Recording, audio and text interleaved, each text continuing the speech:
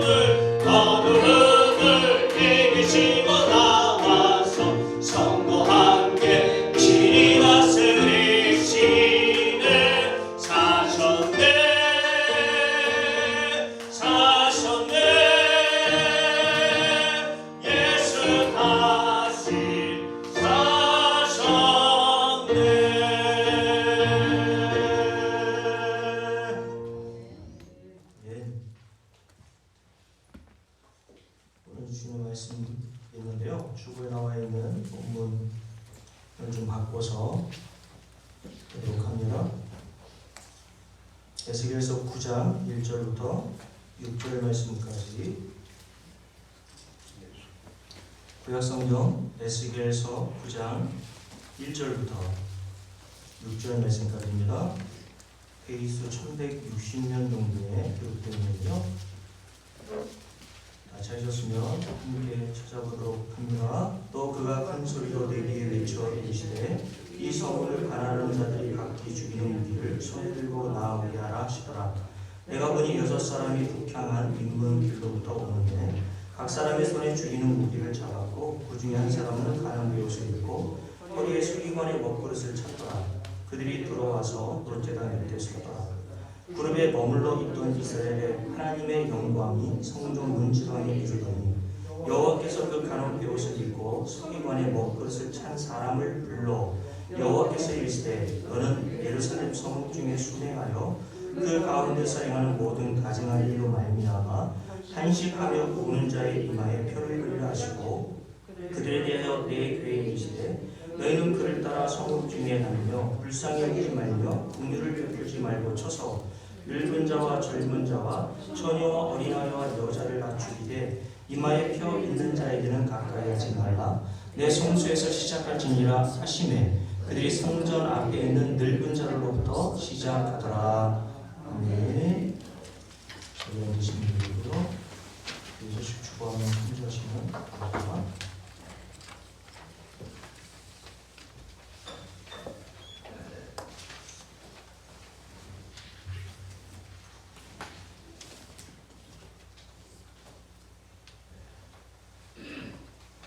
오늘은 부활주일이고요. 오늘 예배 끝나고 나서 2층 식당에서 식사 교제를 합니다. 여기서 준비하셨으니 우리 성사관님들은 되도록이면 빠짐없이 함께 식사에 참여하시면 감사하겠습니다. 제자들의 신방 계속 진행되고 있고요. 바이블 읽는 운동 계속 진행되고 있습니다. 오늘 우인남 원사님 그리고 박상민 집사님께서 우리 위에 등록하시겠다고 등록서를 제출하셨기에 일단 소개해드리도록 합니다. 두 분은 다 의당 쪽에 사시는 분들이시고 신앙생활을 오랫동안 해오시다가 우리 위에 나오셔서 이제 함께 신앙생활을 하게 되셨습니다. 우리 두 분 일어나셔서 인사하실 때 우리 박수로 환영하도록 하겠습니다. 네, 감사합니다. 다 되겠습니다. 네, 우리 의당 원사님, 박성민 목사님 잘 오셨어요.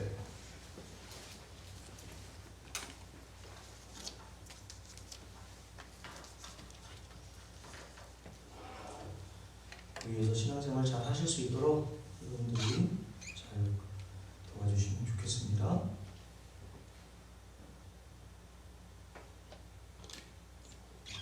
네, 제가 오늘 이렇게 성경 본문을 바꾸게 된 이유는 할 내용이 너무 많기에 다음 주에 좀 나눠서 하려고 하다가 보니까 오늘 여러분들께 나눠드린 주보면을 보면 다른 성경 본문이 기록되어 있죠. 다음 주에 제가 여러분들께 증거하도록 합니다. 자, 오늘 부활주일인데 항상 여러분들이 가끔가다 저한테 이런 질문 하지 않습니까? 부활주일은 부활주일과 관련된 설교를 해야 된다라고 하는 생각을 하시는 분들도 있고 절기때마다 절기에 관련된 설교를 해야 된다라고 생각하는 분이 계신데 그런 분들에게 제가 여러분께 말씀을 드리는 것은 요한복음 5장에 보면 예수님께서 구약 모든 성경에 대해 뭐라고 말씀하시냐면 이 성경이 나를 가르쳐 증거하는 것이라고 말씀하고 있어요.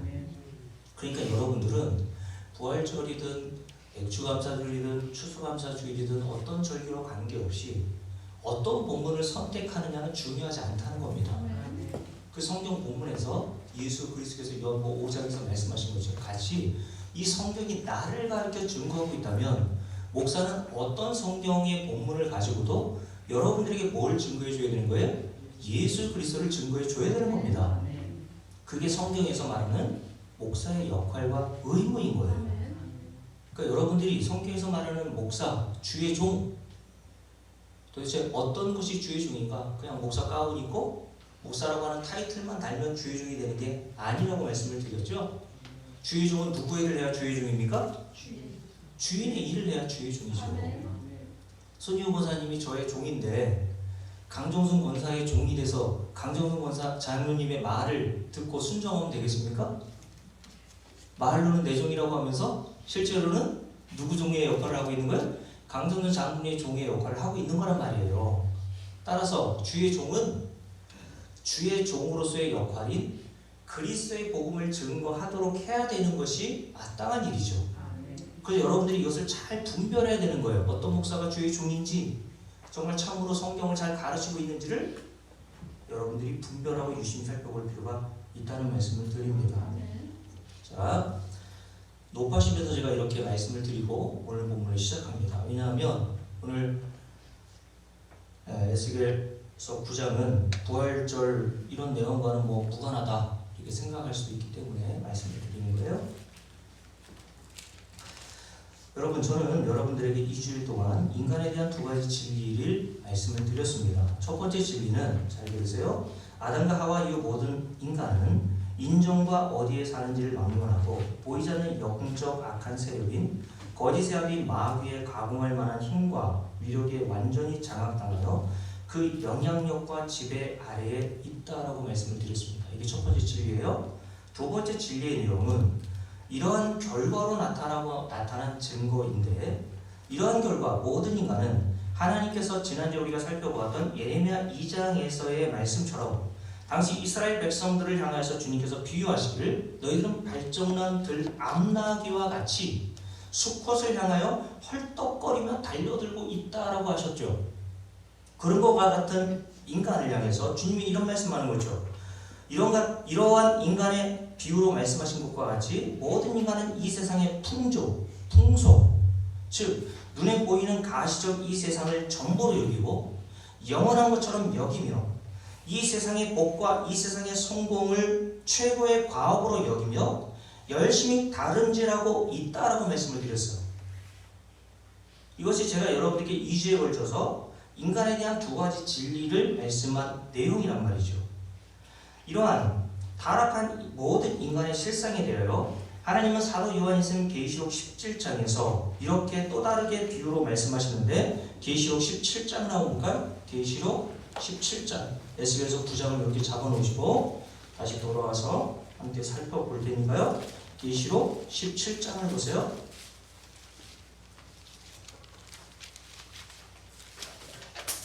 자, 계시록 17장 자 1절부터 계시록 찾기 쉽죠? 성경 맨 뒤에 있어요.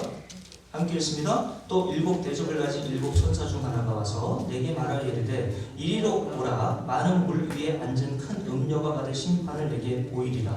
땅의 임금들도 그와 더불어 음행하였고 땅에 사는 자들도 그 음행의 포도주에 취하였도다. 뭐에 취해 있다고요? 음행의 포도주에 취해 있다라고 말씀하시면서 곧 성령으로 나를 데리고 광야로 가니라. 자, 성령이 임하면 이 세상이 이런 모형으로 보인다는 말이에요.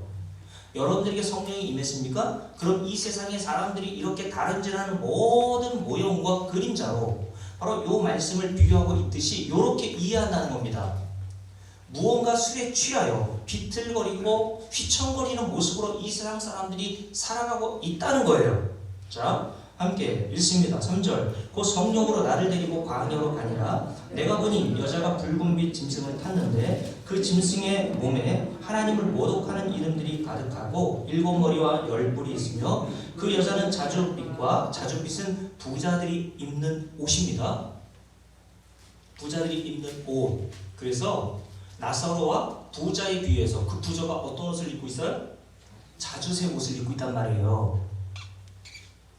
이 당시에는 옷감이 흔하지 않았기 때문에 이렇게 자주색 옷감은 달팽인가요? 저기 흔하지 않는 거기에서 염료를 뽑아서 정말 최고위층 가장 부자인 사람들만 이런 자주색 옷을 입을 수 있었단 말이에요. 그래서 자줏빛과 붉은빛 옷을 입고 금과 보석과 진주로 꾸미고 손에 뭘 들었습니까? 금잔을 가졌는데 이게 술잔이란 말이죠.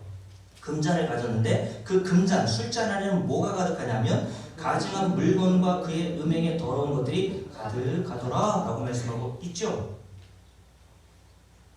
자, 마귀가 그 금잔에 든 것으로 이 세상 사람들을 취하게 한단 말이에요. 제가 좀 전에 말씀드렸던 것처럼 이 세상의 풍조, 즉 이 세상을 영원한 것으로 보고 이 세상에서 성공이라고 하는 것, 이 세상에서 복이라고 여기는 것들을 사람들이 먹여준단 말입니다. 너희들이 원하는 게 이거지? 라고 마귀에 의해서 이렇게 포도주에 취해 있는 상태가 모든 인간의 현실이라는 거예요.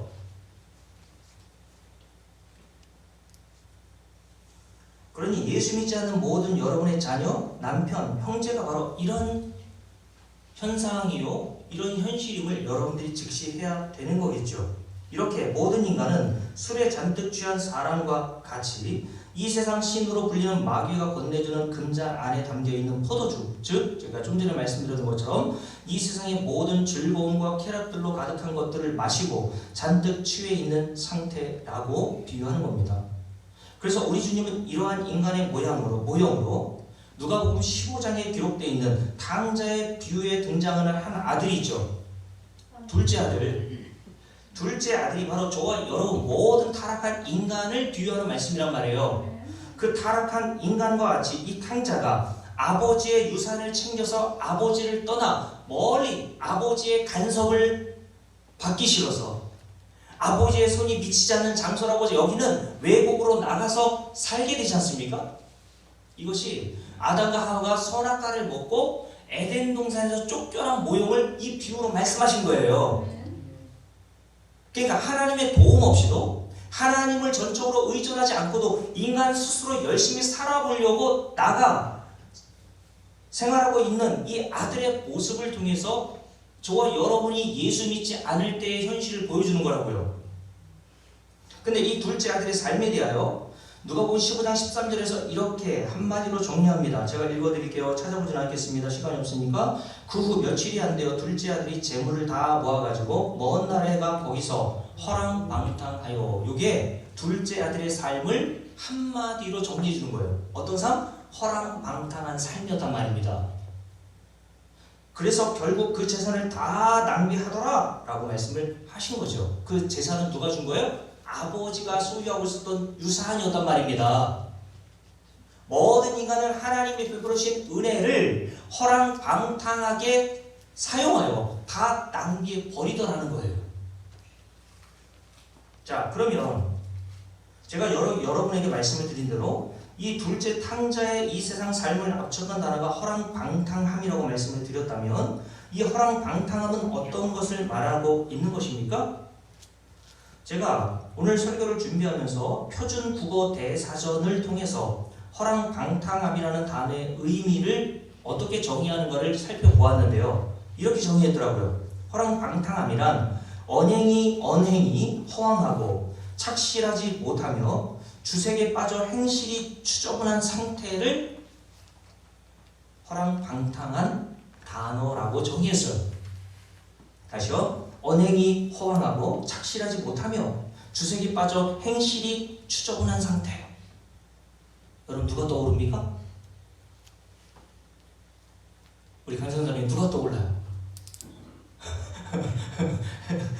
다시요. 허랑방탕함이라고 하는 이 단어의 정의는 언행이 허황하고 착실하지 못하며 주색에 빠져 행실이 추저분한 상태. 누가 떠올라요?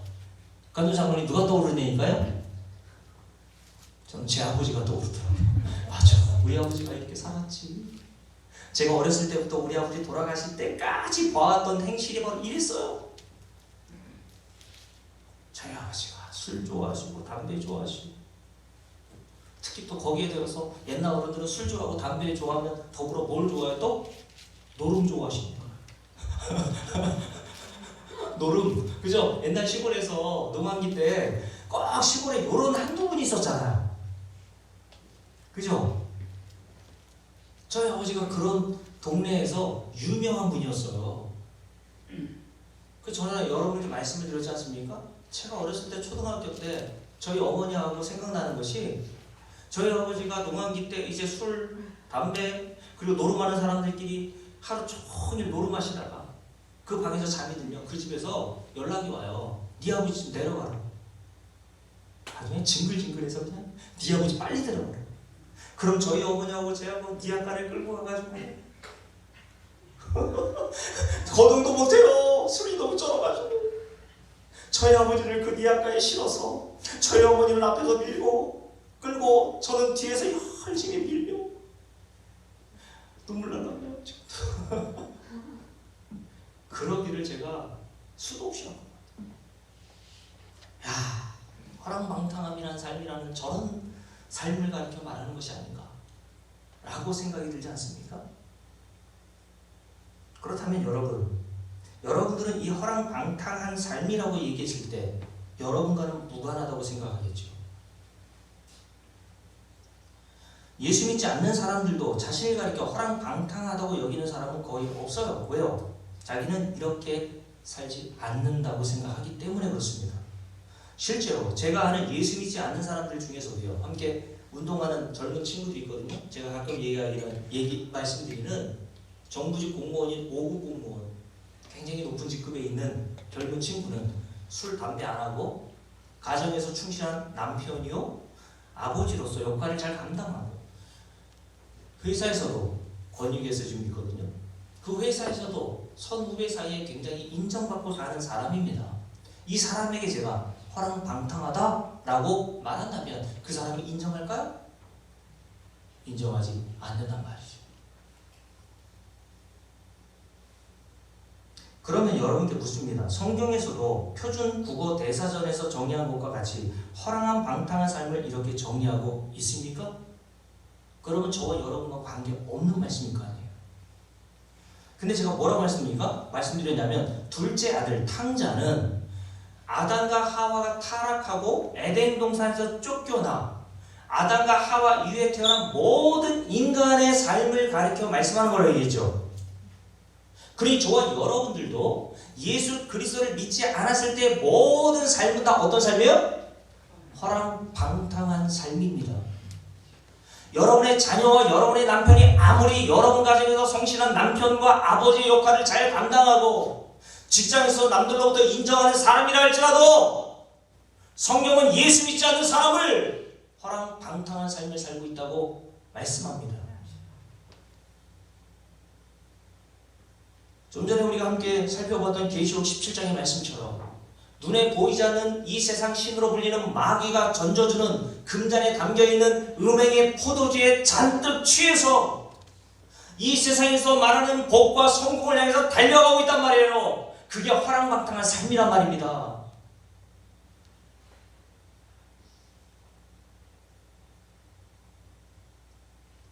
그러니 제가 좀 전에 말씀드린 것처럼 이 세상에는 술과 담배는 전혀 하지 않고 세상에서는 성실하다는 평가를 받는다 할지라도 잠깐뿐인 곧 하나님의 심판으로 불타 사라져 버리고 말, 우리가 지난주에 배웠죠. 이 세상의 것들로 즐거움과 낙과 만족을 삼고 살아가고 있고 영원하신 하나님과 그 진리의 말씀에는 전혀 무관심 없이 살아간다면 이러한 삶이야말로 허랑방탕하다는 거예요.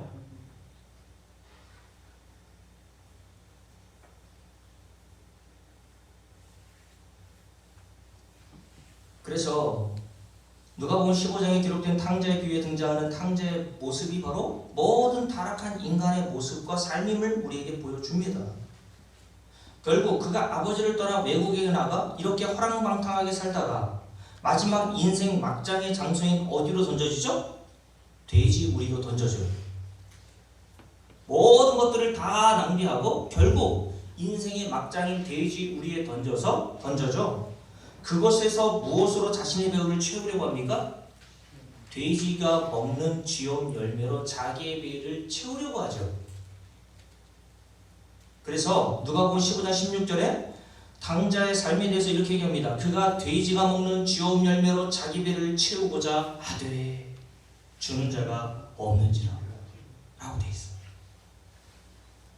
돼지들이나 먹는 그 돼지 쥐염 열매를 먹으며 자기 배를 채우려고 했던 이 탕자의 모습과 같이 이 세상 모든 인간들이 하나님이 주시는 생명의 떡, 하늘로부터 내려오는 그 생명의 떡이신 예수 그리스도로 자기의 배를 채우는 것으로 만족하는 것이 아니라 교회에서도 마찬가지죠. 왜 재정부흥회를 열면 사람들이 그렇게 많이 모인다고 했습니까? 생명의 떡이신 예수 그리스도에게는 관심이 없단 말이에요. 난 돼지입니까? 돼지가 먹는 지옥 열매나 달라고 교회에서도 요구하는 겁니다. 그게. 난 생명의 떡에는 관심이 없어요. 나는 이 세상 사람들이 추구하고 갈망하고 원하는 그런 복을 내게 달라고 교회에서 빌고 있는 거예요. 그것이 마귀가 주는 금잔에 담겨있는 포도주에 취해 있는 모습입니다. 여러분, 교회 안에서도.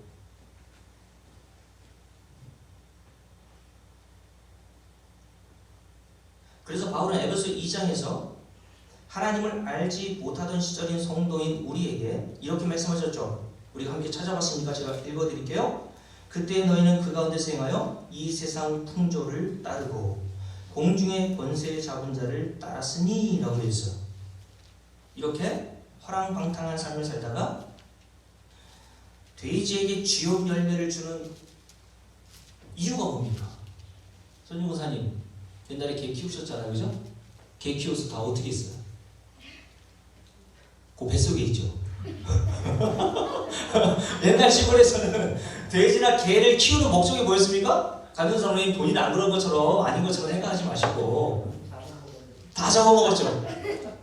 이 여자는 우리 개 잘 잡잖아요, 그죠? 저도 시골에서 살아서 개 잡는 거, 돼지 잡는 거 많이 봤단 말입니다.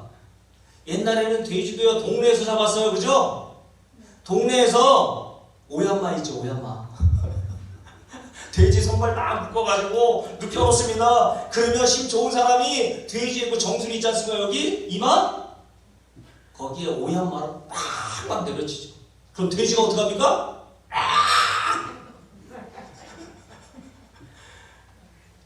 그러고 나서 돼지의 멱을 땁니다. 살아있는 돼지의 멱을 따서 그 멱에서 나오는 피를 받아 먹었어요. 그게 좋다고. 그리고 바로 돼지의 배를 갈라서 생간이 있잖아요, 그죠? 그리고 팔팔 끓는 물에 넣어가지고 돼지 털을 다 뽑고 막 그렇게 해서 돼지 잡았잖아요. 손님 선생님 그렇죠? 자, 주인이 돼지에게 쥐욕 열매를 던져줘서 돼지를 살찌게 하는 이유가 뭡니까? 잡아먹으려고. 잡아먹으려고.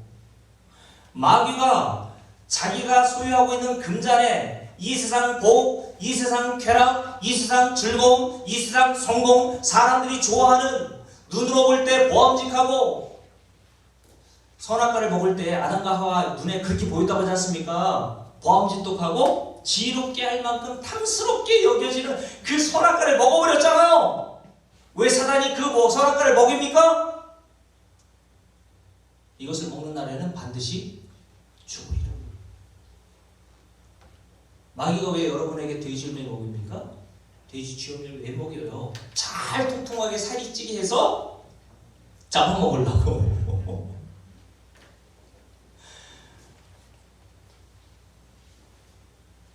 여러분, 결국 이 세상의 모든 인간의 문명이 이 세상 풍조를 따라가다가 마귀가 던져주는 쥐욕 열매를 열심히 받아먹어서 살이 통통하게 오른 그런 상태에서 마귀가 저와 여러분을 멸망에 처해지게 만든단 말이에요.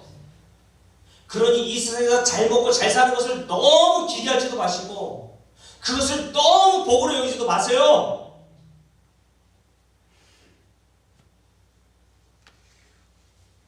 예수 안 믿을 정도로 부자고 예수 안 믿을 정도로 건강하고 예수 안 믿을 정도로 세상에서 잘되고 성공하는 것을 부러워하지 말란 말입니다. 그게 마귀의 미혹이 유혹일 수 있는 거예요.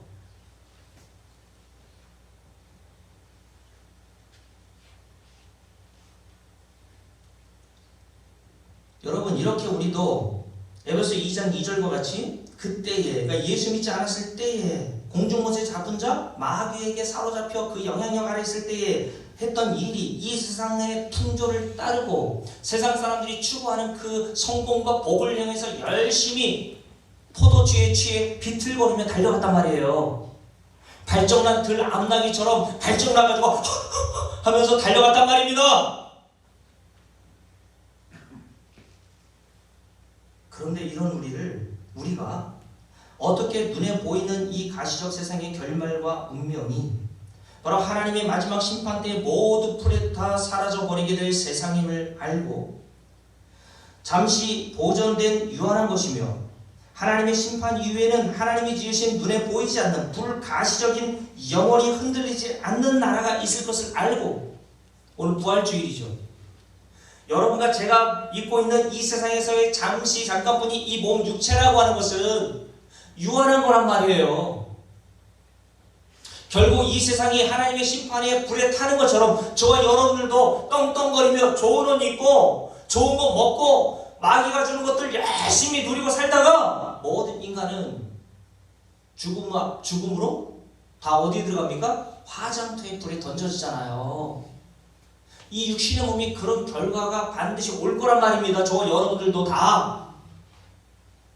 한 사람도 이 결말에 도착하지 못할 사람은 세상에 없어요. 그런데 이 몸만 있는 게 아니라고 성경은 얘기하죠. 하나님이 주시는 흔들리지 않는 나라. 히브리서 12장에 우리가 지난주에 배웠잖아요. 이 흔들리는 세상이 아니라 이 흔들려버리고 이 몸이 아니라 늙으면 모든 기관들 장기들이 다 흔들린다고 말씀드렸잖아요. 처음 세상이 다 이렇게 지나가 버리면 하나님께서 주시는 성도들에게 주시는 영원한 나라, 흔들리지 않는 나라, 그 나라에서 흔들리지 않는 저와 여러분이 부활의 몸을 입고 하나님 나라에 들어가 살게 될 거란 말이에요. 이것을 어떻게 우리가 알고 이 세상 풍조를 따르지 않게 된 것입니까? 요한복음 8장 32절에 우리 주님께서 이렇게 말씀하셨죠. 진리를 알지니 진리가 너희를 자유하게 하리라. 아멘. 여러분, 성도는 이 세상의 풍조를 따르지 않으려고 바득바득 노력하는 게 아니에요. 아유, 안 따라야지. 아유, 이렇게 하는 게 아니라 하나님이 성도들에게 뭘 알려주세요? 진리를 알려주신단 말이에요. 거짓의 아비 마귀에 속아 있었던 저와 여러분을 건져내셔서 야, 손진구가 이 세상의 모든 것들은 다 그림자일 뿐이야. 다 한순간에 사라질, 버릴 것들이고 내가 내 백성들인 너를 위해서 준비한 영원한 하나님의 흔들리지 않는 나라가 있잖아. 그 진리를 알게 하시는 거예요. 그래서 진리를 알면 진리로 우리가 자유하게 되는 겁니다. 맞습니까? 그래서 교회에서 진리를 증거해 주느냐 그렇지 않느냐가 그렇게 중요한 거예요. 진리가 아닌 것을 증거하는 교회는 나갈 이유가 없습니다. 차라리 쉬는 게 나아요. 베드로서 3장, 히브리서 1장, 계시록 6장에서 우리가 지난주에 살펴본 것처럼 이 세상의 결말이 어떠한 것인지에 대한 진리를 배웠잖아요. 이렇게 여러분들이 이 세상의 결말과 앞으로 하나님께서 준비하시고 여러분들에게 주실 영원한 나라, 영원한 몸이 무엇인지를 알면 알수록 이 세상에 매여있고 묶여있고 집착하고 애착하는 것들로부터 점점점 자유하게 되는 겁니다. 이 몸에 대해서도 자유하게 되는 거예요. 죽음을 더 이상 두려워하지 않는 겁니다. 조금 일찍 죽고 이 땅을 떠나는 게 뭐가 그렇게 슬프고 애통할 일입니까?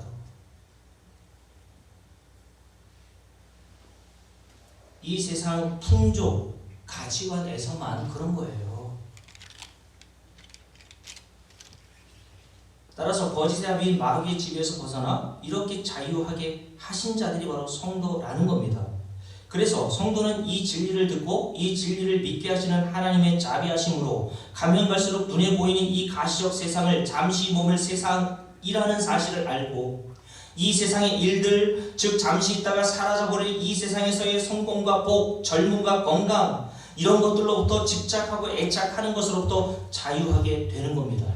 여러분 그래 가고 있어요? 왜냐하면 제가 좀 전에 말씀드린 것처럼 성도에게는 진리의 말씀을 통해서 눈에 보이는 이 가시적 세상과 우리의 몸은 다 모형과 그림자에 불과하다는 것을 깨닫기 때문인 거예요. 그래서 하나님께서 계시록 18장에서 자 계시록 펴고 계시죠? 계시록 18장에서 이 세상을 바벨론 제국에 비유하시면서 성경에 쓰여질 당시에 이 바벨론 제국이라는 것은 모든 세계를 지배하고 제패한 제국으로서 더 이상 사라지거나 없어지지 않을 영원할 나라로 여겨졌던 것이었거든요. 그게 바로 이 세상이란 말이에요. 사람들은 이 세상을 그렇게 보죠. 이 세상은 없어지지 않아? 사라지지 않을 거야? 라고 생각하죠. 자기 자신도 그렇게 생각하잖아요. 죽음은 나와는 먼 이야기로 생각해요. 모든 인간들이. 옆에서 내 아내와 내 남편과 내 가족과 혹은 내 이웃이 갑자기 죽는 것을 보면서도 그거는 나와 관계없는 일로 생각합니다. 어리석기 이를 데 없는 거예요. 근데 하나님께서 이 바벨론을 이 세상으로 비유하시면서 뭐라고 말씀하십니까? 18장 펴놓고 계시죠? 18장 15절 함께 쭉 읽습니다. 바벨론으로 말미암아 치부한 이 상품의 상인들이 그의 고통을 무서워하며 멀리 서서 불고 어떻게 해요? 애통하며 세상에서 마귀가 주는 이 세상 즐거움과 쾌락으로 만족하는 모든 이들이 하나님의 심판 앞에서 고통을 당하고 무서워하며 울고 애통한다는 거예요. 그러면서 이렇게 얘기하죠. 16절 그러므로 이르되 화 있도다 큰 성이여. 이 바벨론을 이 세상이라고 얘기했습니다. 거기다 이 세상이라고 쓰면 돼요. 큰 성은 이 세상을 얘기하는 거예요. 큰 성이요 세마포옷과 자주옷과 붉은 옷을 입고 금과 보석과 진주로 꾸민 것인데 우리가 좀 전에 17장에서 읽었죠. 그러한 부가 언제? 한 시간에 망하였도다. 모든 선장과 각처를 다니는 성객들과 선원들과 바다에서 일하는 자들이 멀리 서서 그가 불타는 연기를 보고 바벨론이 그렇게 심판으로 불타오는 것을 연기를 보고 외쳐 이르되 이 큰 성과 같은 성이 어디 있느냐 하며 티끌을 자기 머리에 뿌리고 울며 애통하여 외쳐 이르되 화 있도다 이 큰 성이여. 바다에서 배 부리는 모든 자들이 너의 보배로운 상품으로 치부하였더니 언제? 한 시간 안에 망하였도다. 하늘과 성도들과 사도들과 선지자들이 그로 말미암아 즐거워하라. 하나님이 너희를 위하여 그에게 심판을 행하셨습니다. 이에 한 힘센 천사가 큰 맷돌 같은 돌을 들어 바다에 던져 이르되 이 큰 성 바벨론이 이같이 비참하게 어떻게 돼요? 던져져 결코 다시 보이지 아니하리로다. 이게 이 세상의 운명이란 말이에요.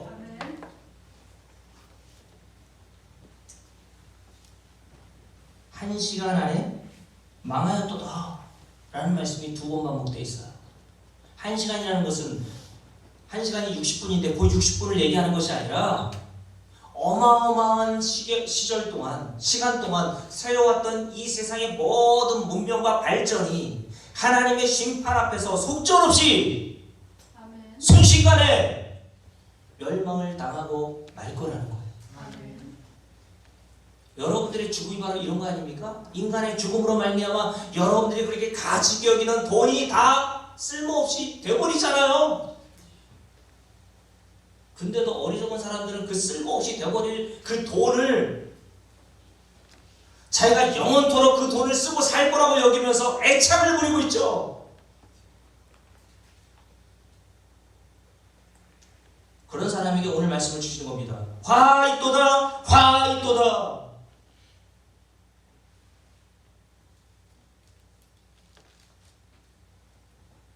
하나님께서 반드시 이렇게 20절 말씀처럼 이 세상을 심판을 행하실 거라는 말씀을 하신 거죠. 하나님의 약속은 변함이 있습니까? 변함 없어요. 하나님의 약속은 어제나 오늘이나 동일한 약속입니다. 하나님은 동일하신 분으로서 자기가 약속하신 모든 언약과 약속을 신실하게 지키십니다. 그래서 이 세상에 대하여 이렇게 계시록 18장 말씀에 언약해 놓으신 것처럼 그래서 사도 요한은 하나님으로부터 이런 말씀을 들었던 거예요. 함께 읽습니다. 자, 18장 1절부터 함께 읽습니다. 이후에 다른 천사가 하늘에서 내려오는 것을 보니 큰 권세를 가졌는데 그의 영광으로 땅이 반하여지더라. 하나님께서 이 세상을 환하게 비춰주시는 거예요. 성도들에게 눈을 뜨게 하셔서 이 세상을 이렇게 보게 하신단 말이에요. 그런데 이렇게 본 세상에 대하여 하나님 뭐라고 말씀하십니까? 힘찬 음성으로 외쳐 이르되, 제가 여러분들에게 이렇게 힘차게 외쳐 말하라는 겁니다. 뭐하라고요? 무너졌도다 무너졌도다 이 큰 성 바벨론이여. 무너질 거예요. 무너졌도다 라고 얘기했어요. 선생님 희한하지 않아요? 이 세상은 지금도 있잖아요. 근데 이 성경이 쓰여진 2000년 전에 이미 사도 요한의 입을 통해서 이 세상을 향해서 무너질 거라고 그랬어요. 무너졌다라고 완료형을 썼어요. 무너졌도다. 왜 완료형을 썼을까요? 하나님의 약속은 반드시 이루어질 것이기에. 하나님의 약속은 반드시 이루어질 것이기에 이미 성경은 이 세상을 이렇게 완전히 하나님의 심판으로 무너진 세상으로 본단 말이에요. 살만한 세상으로 보면 안 돼요, 여러분. 다시요. 여러분과 제가 이렇게 힘찬 음성으로 외쳐 이르러야 합니다. 어떻게? 무너졌도다 무너졌도다 큰 성 바벨론이요. 왜요? 함께 읽습니다. 귀신의 처소와 각종 더러운 영이 모이는 곳과 각종 더럽고 가증한 새들이 모이는 곳이 되었도다. 이 세상이 바로 이런 곳이란 말입니다. 하나님 오실 때. 그래서 노아의 홍수 때도 하나님께서 이 더럽고 죄악이 관영한 세상을 물로 다 심판해 버리시잖아요.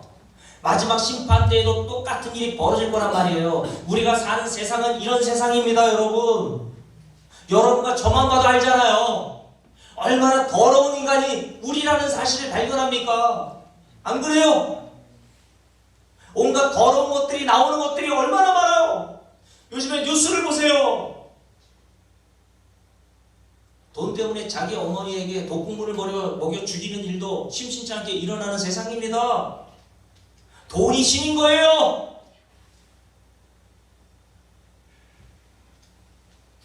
사람이 실성해도 그렇게 실성할 수가 있나요?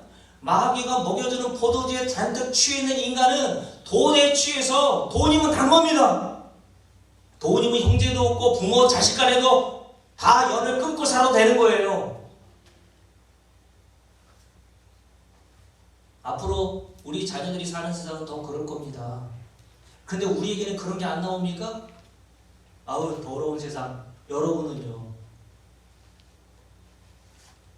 돈을 사랑함이 일만하게 뿌리라고 분명히 주님께서 디모데후서에서 말씀하셨는데, 여러분 돈을 사랑함이 여러분에게 없어요? 돈을 사랑하니까 인색한 거예요. 왜 돈 사랑하는 줄 아십니까? 이 세상 풍조를 따르고 있는 거예요, 그게.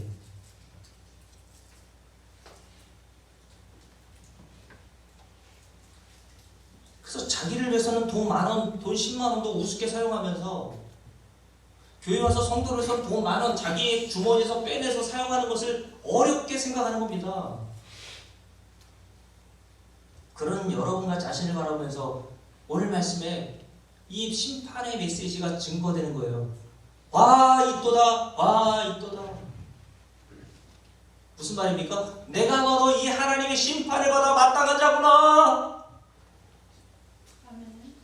내가 이 세상이 불탈 때에 나도 불타 하나님의 심판으로 영원히 멸망을 잘하는 사실을 성도는 아는 겁니다.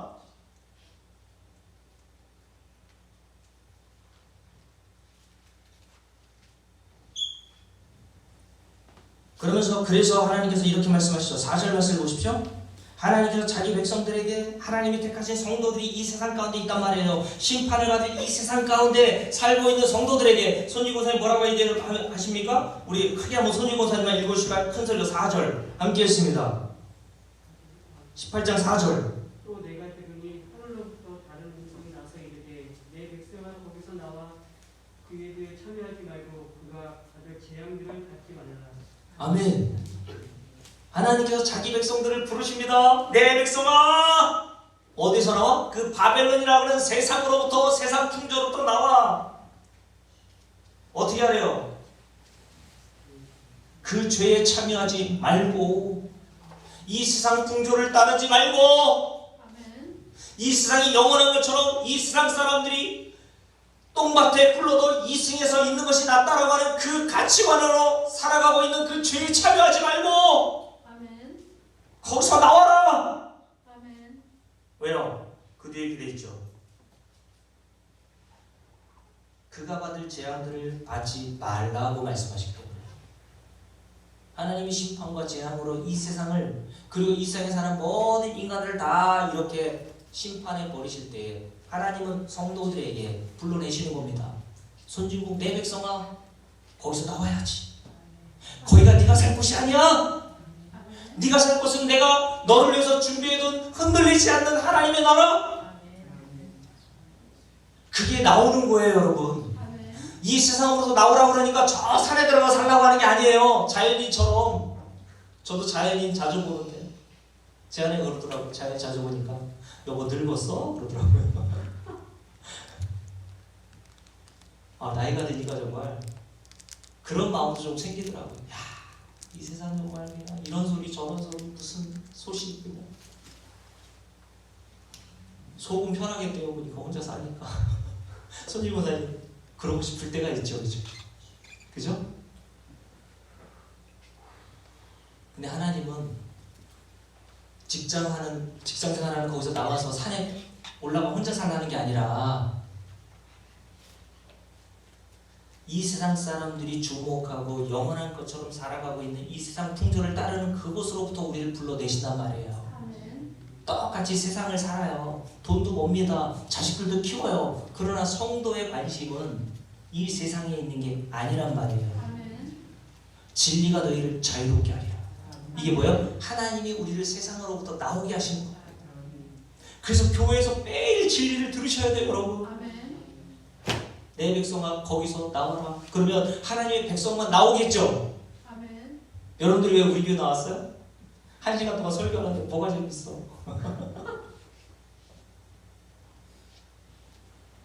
하나님의 백성들만 진리가 들려온단 말이에요. 그래서 하나님께서 인간이 이런 상태에 있어도 자기를 모르고 이 심판을 받아 영원한 하나님의 저주에 처해질 운명임에도 불구하고 자기의 운명을 몰라요. 그래서 탕자가 돼지우리에 살면서 돼지 쥐염 열매를 먹고 배를 채우면서도 자기의 운명이 돼지와 같은 운명. 주인이 왜 돼지에게 쥐염 열매 준다 그랬어요? 잡아먹으려고. 그 운명이 자기라는 사실을 모르고 열심히 주인이 주는 쥐염 열매를 먹습니다. 근데 놀라운 사실은 그 탕자가 아버지 집으로 돌아오죠. 왜 돌아왔습니까? 강선상이 어떻게 해서 돌아왔을까요? 탕자가 쥐염면을 먹다가 어떻게 아버지 집이 생각나 돼지우리간을 나와 아버지의 집으로 돌아가셨을까요? 우리가 좀 전에 읽었잖아요. 누가복음 15장에 쥐염열매로 자기의 배를 채우려고 했으나 쥐염열매를 주는 자가 없더라.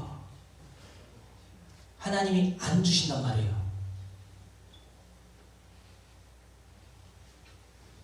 그래서 하나님께서 인간 스스로는 스스로 이 세상 밖으로 나올 수 없다는 사실을 아시고 내 백성아 거기서 나오라고만 소리치시는 것이 아니라 우리를 그 세상 한가운데에서 저와 여러분의 손을 붙들고 끌고 나오십니다. 넌 이거 먹으면 안 돼. 쥐염 열매 먹으면 안 돼. 내 백성은 하늘의 양식인 요한복음 6장 나는 하늘에서 내려온 떡이라고 하신 주 예수 그리스도의 복음의 말씀을 듣고 그 예수 그리스도를 양식으로 삼고 사는 자들이잖아요. 그래서 여러분 창세기 19장에 보면 찾아보진 않을게요.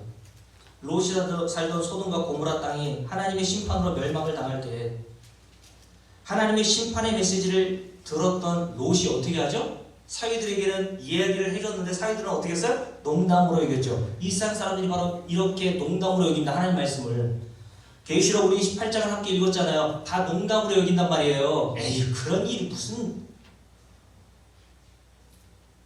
근데 롯 역시도 하나님이 심판을 소돔과 고모라 땅에서 나오라는 말씀을 듣고도 지체하죠. 다른 성경에 보면 꾸물거리다, 망설이다 이런 말로 표현하더라고요. 그러니까 롯도 긴가민가 했던 거죠. 그죠?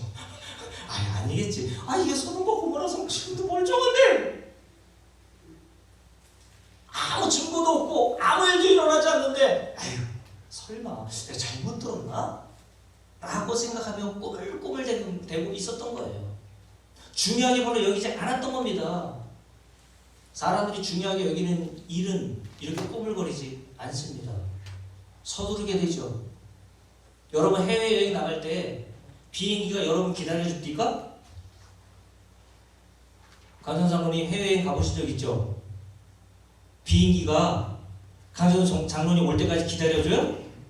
10시 비행기면 11시에 도착해도 비행기가 대기하고 있습니까? 그럼 공항에 몇 시 전에 도착하라 그래요? 비행기 떠나기 전에? 3시간 이전에, 최소한 2시간 이전에는 공항에 도착해 있어야 되는 거예요. 길 막히면 벌써 마음이 조급해지죠. 그래서 공항에 가보면요, 비행기에 늦게 탑승하는 사람들이 거의 없어요. 서둘러서 미리 나옵니다. 중요하게 생각하니까. 사람은 중요하게 여기고 생각하는 것에 서두르게 돼요. 그렇죠? 우리 아이들도 자기 약속들이 중요하니까 그냥 미리 다 옷 단장하고 그 약속 시간을 꼭 지키려고 하더라고요. 근데 예배 시간은 맨날 그냥 한 10분 전에 일어나가지고 겨우 챙겨서 내려오고 말이에요. 그냥 제가 목사로서 이 마음에는 열불이 나요. 그냥 하루에도 그냥 주일 아침마다 그냥 저것들 그냥 죽여 살려 그냥.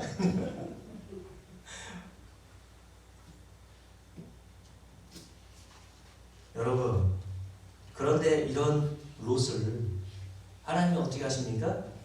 그래도 거기서 죽어라고 하는 게 아니라 창세기 이렇게 돼 있어. 동틀 때에 천사가 롯을 재촉하여되 일어나 여기 있는 내 아내와 2 딸을 이끌어내라. 이 성의 죄악 중에 함께 멸망할까 하노라. 그러나 롯이 지체하매 그 사람들이 천사들, 하나님의 천사들이 하나님이 행하신 일로 보면 돼요. 롯의 손과 그 아내의 손과 그 2 딸의 손을 잡아 인도하여 성 밖에 두니 여호와께서 그에게 자비를 더하심이었더라.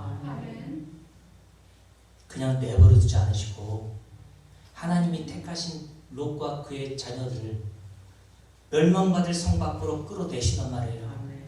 이게 하나님의 자비입니다. 여러분이 이 세상에 마음을 두고 있지 않는 상태가 하나님의 자비가 임한 거예요. 더 이상 이 세상은 내가 의지할 게 없구나. 더 이상 믿을 게 없구나. 오직 내가 믿을 분은 예수밖에 없구나. 그게 뭐라고요? 하나님이 여러분의 손을 끌고 나와 멸망을 세상으로부터 인도해 내신 거란 말이에요. 그게 하나님이 저와 여러분에게 자비를 베푸신 겁니다.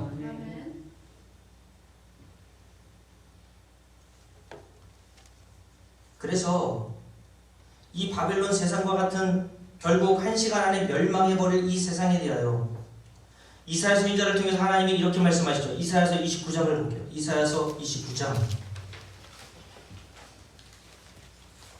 자, 이사야서 29장. 자, 이사야서 29장 한번 보십시오. 다 보셨죠?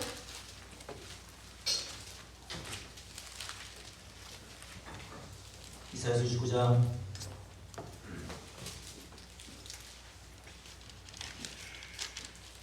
자, 6절부터 함께 주겠습니다. 함께 읽을게요. 만군의 여호와께서 우레와 지진과 큰 소리와 회오리 바람과 폭풍과 맹렬한 불꽃으로 그들을 징벌하실 것인즉 아리엘을 치는 열방의 불이, 아리엘은 이스라엘 백성들을 말합니다. 아리엘을 치는 열방의 불이 곧 아리엘과 그 요새를 쳐서 그를 곤고하게 하는 모든 자는 어떻게 한다고요? 꿈같이 밤에 환상같이 되니 줄인 자가 꿈에 먹었을지라도 깨면 그 속은 여전히 비고 목마른 자가 꿈에 마셨을지라도 깨면 곤비하며 그 속에 갈증이 있는 것 같이 시온산을 치는 열방의 무리가 그와 같으리라. 하나님이 택하신 이스라엘 백성들 이외의 모든 세상 사람들은 뭐하고 있는 거예요? 꿈꾸고 있다는 거예요. 이 세상, 저와 여러분이 사는 세상은 꿈이란 말입니다. 여러분 꿈 자주 꾸죠? 근데 근데 어떤 꿈은 꿈에서 일어나기 싫은 꿈이 있죠. 일어나기 싫어. 그리고 또 이 꿈이 정말 생시였으면 좋겠다라고 하는 순간 눈이 딱 떠지죠. 그래서 어떤 생각이 듭니까? 에이, 꿈이잖아. 선생님은 그럴 때가 있어요, 없어요? 있죠? 이 세상의 모든 삶이라는 것은 오늘 말씀에 기록되어 있는 것처럼 꿈을 꾸는 것 같은 거라고 말씀하는 거예요. 꿈에서 뭘 먹어도 일어나면 배부릅니까? 그 얘기를 하잖아요. 꿈에서 잔뜩 맛있는 걸 먹었어요. 이금희 권사님, 꿈에서 잔뜩 맛있는 거 먹었네? 그럼 일어나도 배부릅니까? 배불러. 오늘 아침 안 먹어도 되겠네? 배고프단 말입니다. 꿈에서 물을 열심히 먹어서 갈증이 해소됐는데도 꿈에서 깨면 또다시 갈증이 나죠. 하나님께서 왜 꿈을 꾸게 하시는 줄 아세요? 이 세상이 바로 그런 꿈이야 라고 말씀하시는 거예요. 진짜 실체는 따로 있다는 겁니다.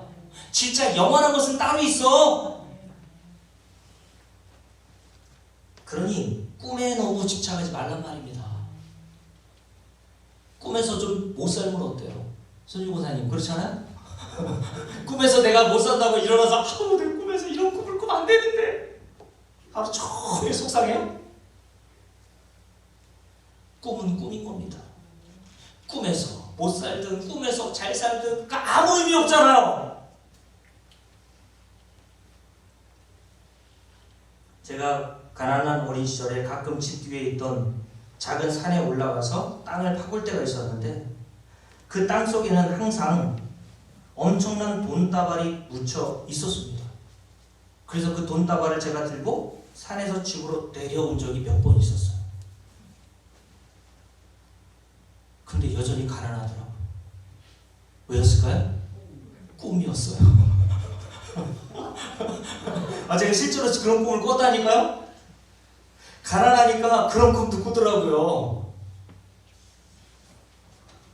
여러분, 이 세상에 대하여 성경은 우리에게 뭐라고 말씀한다고요? 꿈이라고 얘기합니다. 헛된 꿈에서 깨라는 거예요. 좀 깨세요. 진리의 말씀으로 그래서 하나님께서 우리의 그 꿈에서 깨우시는 겁니다. 이 세상에 낙심하고 실망하고 절망하고 있는 저와 여러분에게 하나님이 진리의 말씀으로 야 꿈이잖아.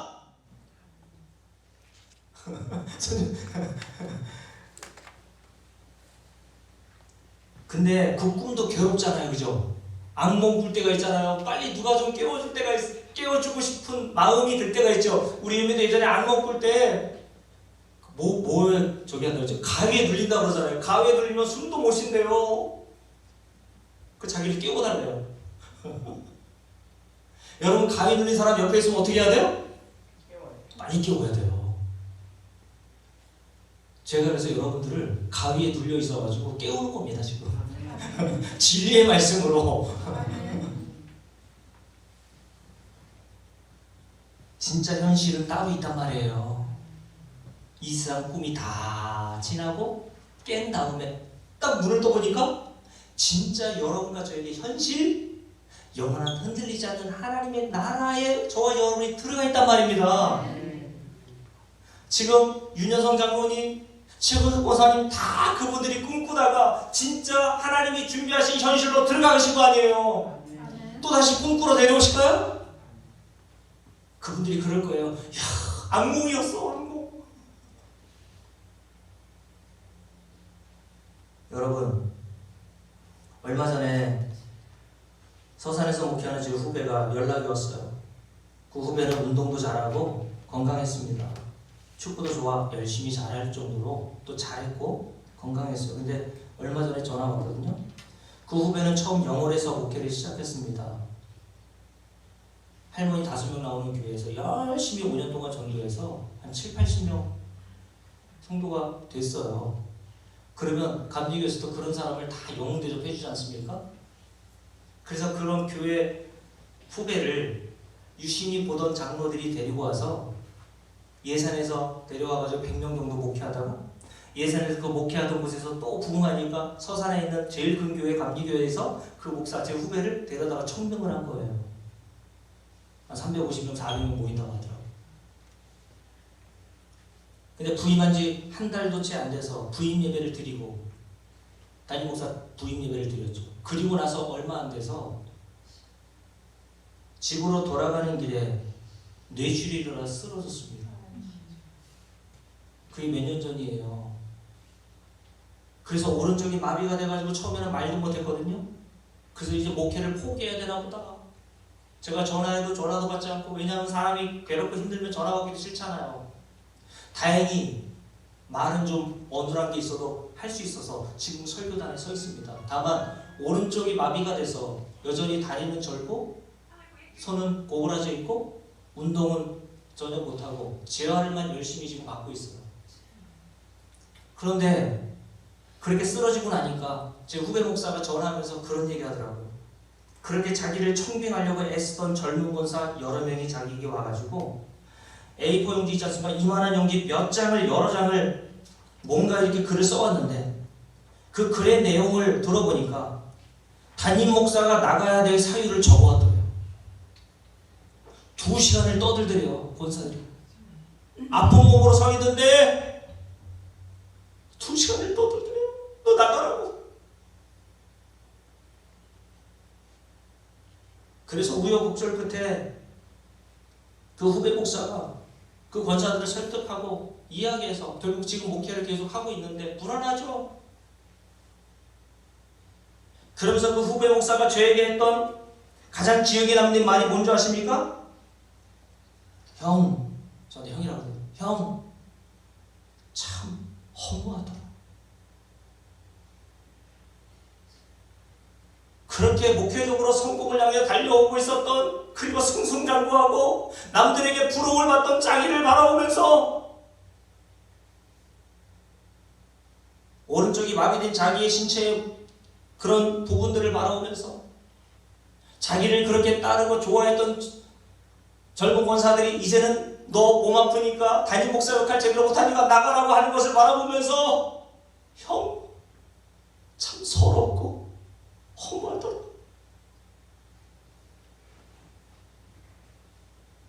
여러분, 이게 우리의 인생이란 말입니다.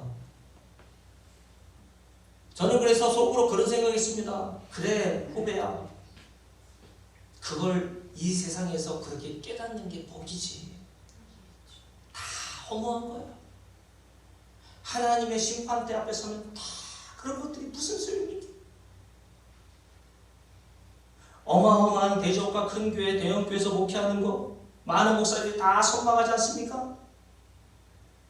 허무한 것이라는 사실을 저도 알면서도 모든 목사는 그런 욕망들이 있단 말입니다. 여러분에게 그런 욕망 없어요? 하나님이 그걸 깨고 들어오시는 거예요. 다 헛된 거야. 네가 바라보고 네가 소망해야 될 것, 이 꿈에서 하루속히 깨어나 부활의 몸을 입고 믿음의 형제들이 이미 가 있는 그 하나님 나라를 사모하며 사는 것이야말로 진짜 성도들의 진짜 인생이 뭐야.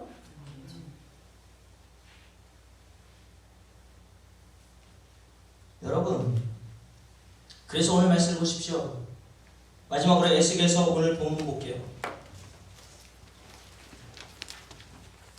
그럼에도 불구하고 이 세상이 헛되다는 사실을 날마다 진리를 알고 배우면서도 우리 안에는 그런 욕망이 나오지 않습니까?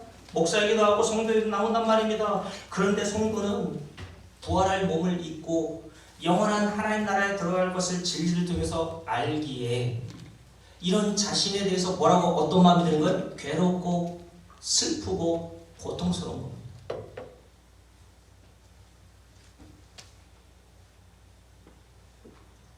그래서 제가 말씀을 드릴게요. 17세기 영국 칼빈으로 불리던 영적 거장인 존 오웬이라는 분이 제가 요즘에 읽었던 책인데 죄와 은혜의 지배라는 책에서 이렇게 얘기했어요. 저는 이것이 맞다고 봅니다. 잘 들어보세요.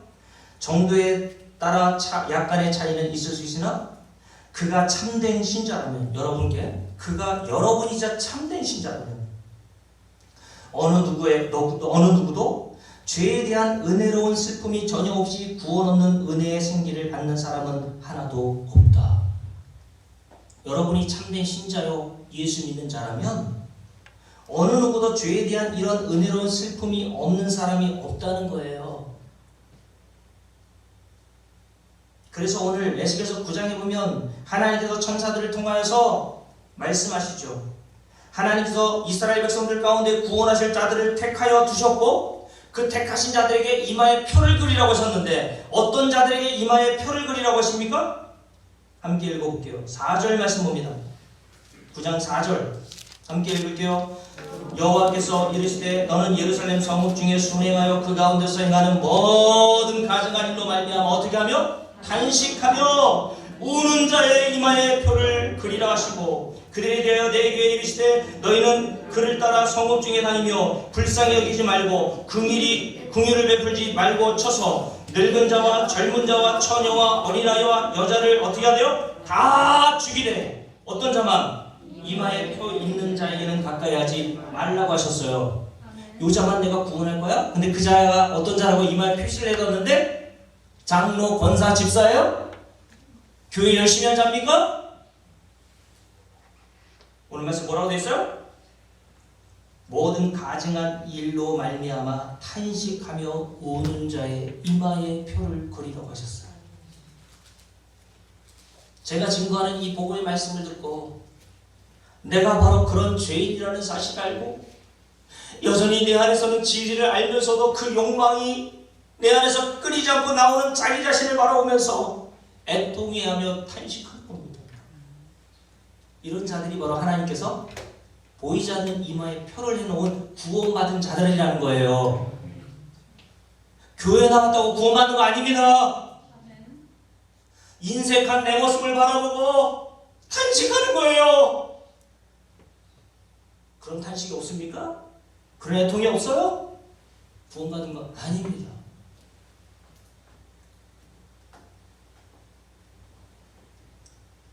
여러분에게 이런 탄식과 괴로움이 있다면 여러분들이 성경에서 말하는 정말 은혜 받은 자, 하나님이 택하신 자라고 말씀하는 거예요. 얼마 전에 이금희 권사님 우리 교회 1년 조금 넘으셨잖아요. 성공한지 이야기할 기회가 있었는데 이금희 권사님이 저한테 이런 말씀하시더라고요. 목사님이 말씀을 증거하실 때마다 그게 다 제 이야기로 들리더라는 거예요.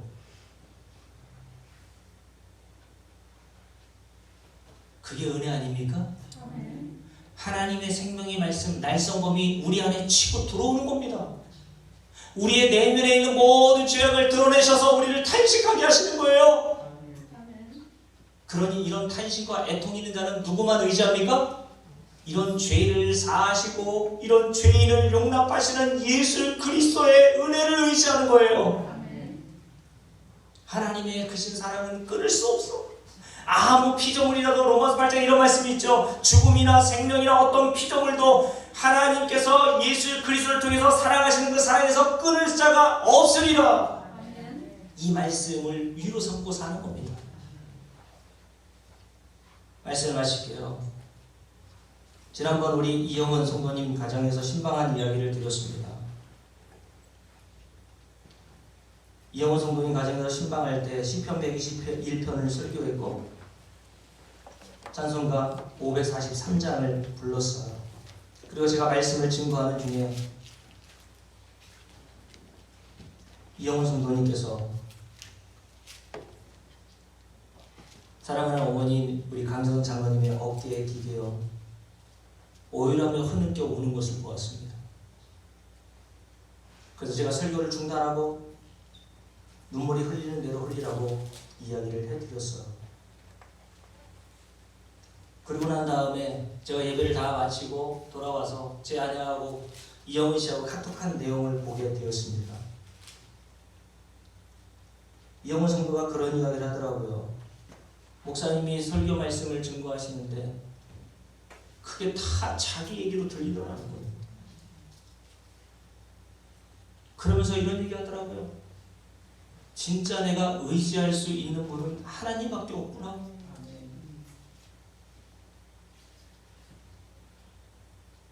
여러분, 몸은 아프고 힘들고 괴로워도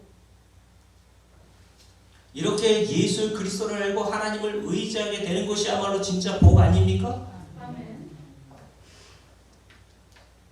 그래서 이렇게 이전엔 예수 그리스도보다 더 세상을 사모하고 살아왔던 내 자신을 바라보면서 애통하고 탄식하는 자들이 뭐 성도 아닌 거예요?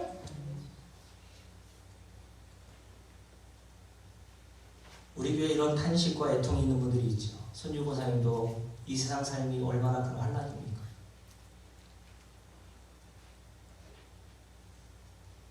오셔라 권사님도 인생을 들어보면 얼마나 환난이 많았습니까? 사무엘상에 보면 다윗이 사울에게 피하여 쫓겨나 광야에서 아둘람굴에 있을 때에 다윗에게 피하여 그 동굴에 모여든 자들이 400명이었는데 어떤 자들이 모였는 줄 아세요? 환난당한 자, 마음이 원통한 자. 여러분, 이것이 바로 교회란 말입니다. 이런 마음이 원통하고 환난을 당하는 자에게 위로는 예수밖에 없단 말이에요. 그 아둘람굴, 그곳이 바로 교회고, 그 교회에서 성도들이 함께 마음이 원통하고 많은 환난 중에 우리 손유 권사님 카톡에 보니까 나는 외로운 참새라고 써있던데 성경에 그 말씀이 나오죠. 이런 자를 위로하시는 하나님의 진리의 말씀을 듣고 이 장갑뿐인 세상에서 다시 힘을 내어 살게 되는 겁니다. 오늘 우리 찬송, 이 찬송 부르면서 하나님 우리에게 이런 은혜를 달라고, 이 세상 어두운 밤길과 같은데 이 어두운 밤길 가운데 우리를 빛을 비춰주시고 진짜 성도의 위로가 되시는 예수 그리스도를 의지하고 살 수 있도록 은혜를 달라고. 이 세상은 다 한낱 꿈에 불과한 것이고 진짜 우리에게는 진짜 하나님이 주시는 현실이 있음을 기억하게 달라고 우리 찬송합시다. 어두운 밤길에서 우리 드럼 쳐주실까요? 밝은 빛을 주시고 여러분의 손을 작은 내 손잡아 오늘도 인도하신 나의 주님. 시험과 거센 풍파 가슴으로 안으시어 근심과 괴로움 속에서 구원해 주시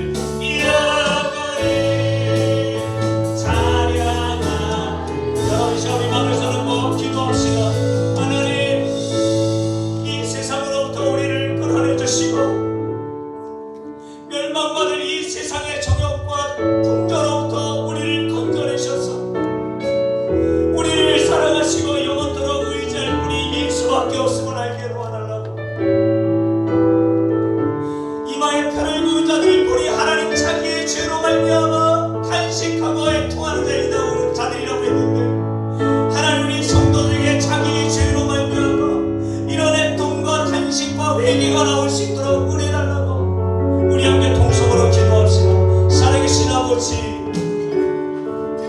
내가 과연 하나님 앞에 구원받은 자인지를 되돌아보게 하여 주시옵소서.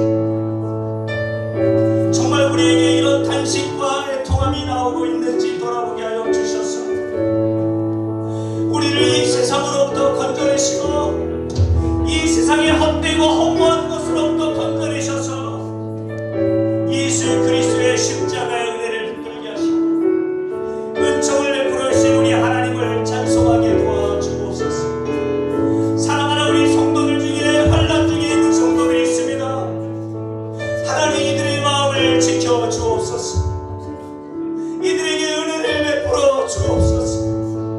그래서 환난 중에서도 예수 그리스도를 의지하게 하시고 우리의 참된 위로와 안식과 소망은 우리를 사랑하시고 쉬지도 않고 졸지도 않고 주무시지 않는 하나님의 크신 사랑에 있음을 알게 도와주옵소서. 우리 다 같이 서서 어두운 밤길에서 우리 찬송합시다.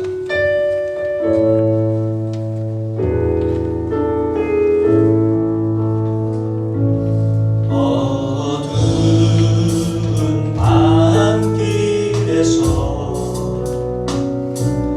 밝은 빛을 주시고 여러분과 저의 차를 내 손잡아 인도하신 나의 주님. 시험과 거센 풍파 우리 주님이 가슴을 놓아르시어 근심과 괴로움 속에서 우리를 구원해 주시옵네. 아멘. 그 진실한 사랑과 그 거대한 생명 주신 놀라운 뜻과 크시는 점을 다 찬양하리라. 다 찬양하리라. 오 나의 주님을 영원히 찬양하리라. 오 나의 주님을 영원히 찬양하는 마음에서 오 나의 주님을 오 나의 주님을 영원히 찬양하리라. 오 나의 주님을 영원히 찬양하리라. 영원히 찬양하리라. 영원히 찬양하리라.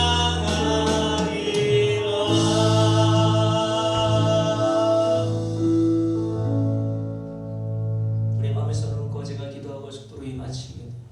하나님, 우리 성도들 가운데도 목사도 알지 못하는 마음의 환난과 원통함과 괴로움이 있는 자들이 있습니다. 하나님, 이들에게 은혜를 베풀어 주셔서 예수 그리스도 한 분만이 이들의 소망이 되게 하시고 예수 그리스도를 통해 나타난 그 하나님의 끊을 수 없는 사랑의 소망을 되게 하여 주셔서 세상의 남편과 자식과 부모도 믿을 바가 뭔데를 깨닫게 하시고 이 꿈에서 하루속히 깨어나 내 사랑하는 주님과 영원토록 살 그날을 소망하며 부활의 몸을 입고 하늘 나라 들어가게 될 성도의 소망을 하나님 더욱 견고하게 세워 주옵소서. 이제